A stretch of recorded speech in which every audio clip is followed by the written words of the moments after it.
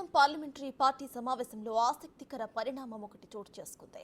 ఉండవల్లిలోని చంద్రబాబు నివాసంలో జరిగిన సమావేశంలో 9 మంది ఎంపీలు ప్రత్యక్షంగా హాజరయ్యారు. నియోజకవర్గాల్లో ఉన్న ఎంపీలు జూమ్ ద్వారా మీటింగ్లో హాజరయ్యారు. టీడీపీ మీటింగ్లో చంద్రబాబు నాయుడు పలు అంశాలపై ఎంపీలకు దిశానిర్దేశం చేశారు. ఈ సందర్భంగా విజయనగరం ఎంపీగా గెలిచిన కలిశెట్టి అప్పలనాయుడు పనితీరుపై చంద్రబాబు పొగడ్తల వర్షం కురిపించారు. కష్టపడి విధేయతతో ఉంటే పదవులు వస్తాయని, దానికి విజయనగరం ఎంపీగా గెలిచిన కలిశెట్టి అప్పలనాయుడే ఉదాహరణ అని అన్నారు ఆయన.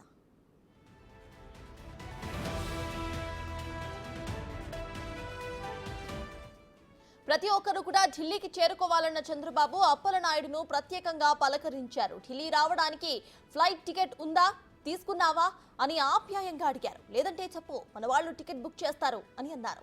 సామాన్య కార్యకర్తలకు ఎంపీ టికెట్ ఇచ్చిన తమ పార్టీ అధినేత ఆ కార్యకర్త స్థితిగతుల గురించి తెలుసుకుని ఫ్లైట్ టికెట్ పైన ఆరా తీయడంపై ఎంపీలు ఎమోషనల్ అయ్యారు.